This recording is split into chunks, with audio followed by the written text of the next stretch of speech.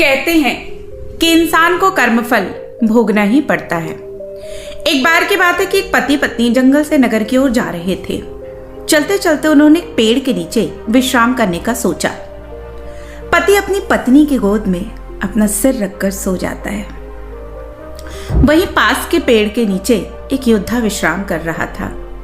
पत्नी उस योद्धा से कहती है, मैंने कभी अपने जीवन में तलवार नहीं देखी, क्या मुझे कुछ क्षण के लिए अपनी तलवार देखने का मौका देंगे? योद्धा को उसकी भोली सूरत पे विश्वास हो जाता है और वह तलवार उस औरत को देखने के लिए दे देता है। औरत तलवार पकड़ते ही अपने पति का गला उस तलवार से काट देती है और तलवार योद्धा की तरफ फेंक देती है और नगर की तरफ भागती है और कहती है कि इस योद्धा ने मेरे पति को मार डाला और ये अब मेरे साथ भी कुछ गलत करना चाहता है। जब ये बात राजा तक पहुंची तो राजा ने औरत की बात को सुना और योद्धा को दोषी ठहराया। राजा ने अपने सलाहकार से पूछा कि उसे उचित सजा क्या होनी चाहिए। तो सलाहकार ने कहा कि राजन, इस योद्धा ने अपनी तलवार से औरत के पति की हत्या की है, तो क्यों न इसकी दोनों बाजुओं को काट दे ताकि वो कभी तलवार न चला सके। राजा ने ऐसा ही किया। योद्धा की दोनों बाजुओं को कटवाकर उसे छोड़ दिया। इस तरह जब योद्धा की बाजू काट दी जाती है तो वो बहुत पीड़ा और अपमान अपने अंदर महसूस करता है। इतना अपमान, इतनी पीड़ा एक योद्धा के लिए बहुत बड़ी बात होती है। वो उसको सहन नहीं कर पाता और एक दिन एक ऊंची पहाड़ी से कूदकर आत्महत्या के बारे में सोचता है। वो कूदने ही वाला था कि पीछे से एक साधु की आवाज आती है। वो साधु वही जंगल में तपस्या कर रहा था। वो योद्धा को रोकता है और उससे उसके दुख का कारण पूछता है, लेकिन योद्धा कुछ नहीं कहता और बस रोने लगता है। तब उस साधु ने ध्यान के माध्यम से उसकी स्थिति का पता लगाया।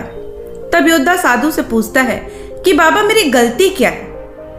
मैंने उसके पति को नहीं मारा, फिर भी सजा मिल रही है। तो उस वृद्ध बाबा ने उसे उसके पूर्व जन्म की कहानी सुनाई और कहा, पूर्व जन्म में यह औरत एक गाय थी और इसका पति कसाई था।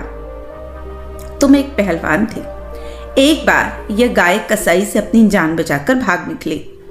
कसाई ने शोर डाला, गाय को पकड़ो, गाय को पकड़ो। वो भाग गई, लेकिन कोई भी गाय को पकड़ने आगे नहीं आया।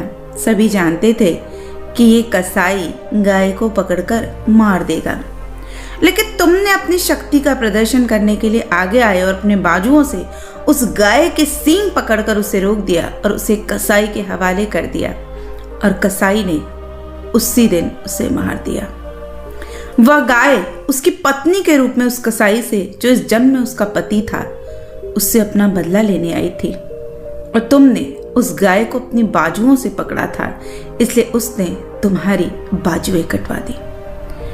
तुम्हें अपने पिछले जन्म के कर्मों की सजा इस जन्म में भोगनी पड़ रही है। इसलिए अब यदि तुम मृत्यु को प्राप्त हो जाते हो और आत्महत्या के माध्यम से तुम फिर से एक नया कर्म पैदा कर लोगे, तो इस दर्द को सह लो। बस यही तुम्हारे कर्मों की मुक्ति का उपाय है।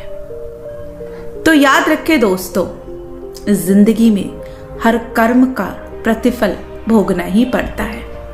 इसलिए जब भी कर्म करें, बहुत सोच समझ के करें, क्योंकि हर कर्म अपने पीछे एक नया फल पैदा कर देता है, चाहे सुख के रूप में और चाहे दुख के रूप में।